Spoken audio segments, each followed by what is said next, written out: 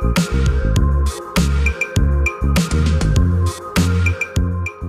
Friends, 5 जून है, विश्व पर्यावरण दिवस की आप सबों को हार्दिक शुभकामनाएं।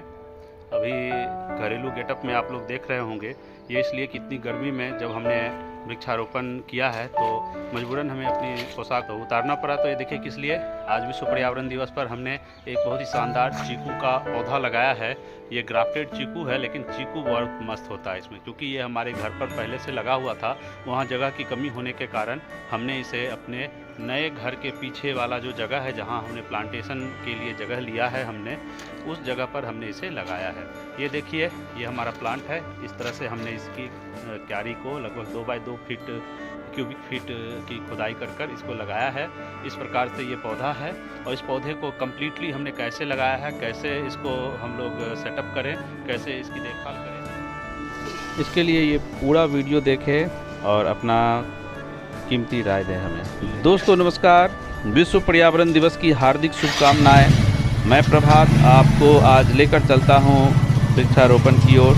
यूँ तो हम लोग जब भी मिलते हैं पेड़ पौधों को लगाने की और उसके सेवा के बारे में या उसके बारे में कोई ना कोई अपडेट आपको देते रहते हैं। तो चलिए आज हम चलते हैं इस पेड़ को कहीं दूसरे जगह लगाने के लिए। दूसरे जगह इसलिए कि वो दूसरे का ज़मीन था, वो हटाने के लिए कह रहे थे, तो हमने कहा चलो सही समय आने पर हटा लेंगे। तो आज का डेट हमने पहले से फिक्स किया था कि विश्व पर्यावरण दिवस पर हम ये पौधा अपने फार्म में लगाएंगे, अपने बागीचे में लगाएंगे।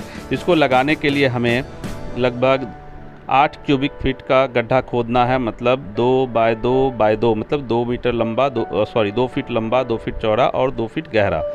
ये ऐसा इसलिए करना होता है कि कोई भी पौधा इतनी हार्ड मिट्टी जो है, आप देख सकते हैं हार्ड मिट्टी है, उसमें अगर मैं लगा दूं तो उसके जड़ को इसमें फैलने में थोड़ा सा टाइम लगेगा। अगर हम छोटे पौधों में ही अधिक फल चाहते हैं, कम समय में चाहते हैं यूँ, तो इसके लिए ये गड्ढा अगर इस तरह से हम तैयार कर लेते हैं तो होता क्या है कि इसका जड़ थोड़ा तेज़ी से फैलता है, और जड़ जितना फैलेगा उतना ज़्यादा मिट्टी से न्यूट्रिशन सारा खींचकर पौधों को देगा। तो पौधे की ओवरऑल ग्रोथ अच्छी हो जाती है, इसलिए ये गड्ढा कर लेना चाहिए।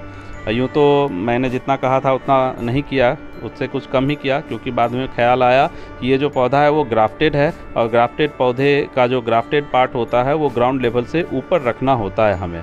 इस वजह से हमने जो गड्ढा किया है वो 2 बाय 2 बाय 1.5 इतना ही किया है लगभग, और जिसमें 1.5 में भी हम लोग 1 फुट गहरा ही इसको रखेंगे, ताकि इसका जो ग्राफ्टेड पार्ट है वो ग्राउंड लेवल से ऊपर रहे। इस प्रकार हमने ये गड्ढा तैयार किया है। आप चाहें तो इसमें वर्मी कंपोस्ट, कावडंग केक, नीम की खली वगैरह वगैरह जो भी डालना चाहें वो डाल लें।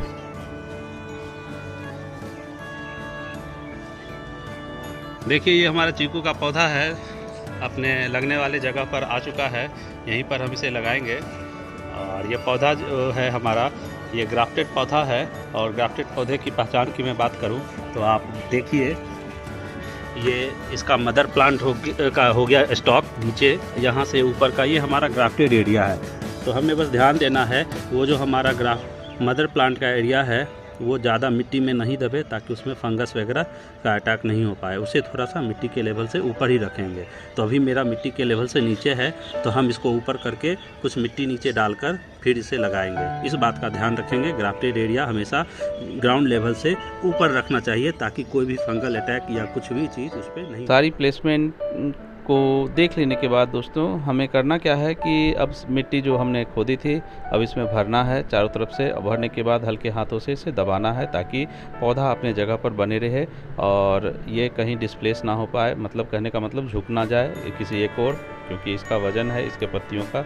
तो हमें इसमें करना क्या है, सारी मिट्टियों को दबा देना है। हम इसमें और भी मिट्टी डाल सकते थे, लेकिन चूँकि हमने कहा कि ग्राफ्टेड पार्ट को ऊपर रखना है, इसलिए सेंटर पार्ट को गहरा ही रखा है हमने। तो इस प्रकार से अब इसे पानियों से नहला दें। जितनी भी गर्मी थी इसकी और स्ट्रेस आ गया था, क्योंकि पौधे को हमने कहीं दूसरी जगह से उखाड़ कर निकाला था, तो इससे ये स्ट्रेस में आ गए। तो इसे अच्छे से ठंडे पानी से हमने नहलाया, ताकि ये अपने आप को हील कर सके और रात तक जितने भी इसके जख्म हैं जड़ों में वो सब ठीक हो पाए। तो मित्रों, ऐसे ही हम लोग पौधे लगाते हैं, कोई रॉकेट साइंस नहीं है। फिर से आपको बहुत बहुत बधाई, बहुत बहुत शुभकामनाएं।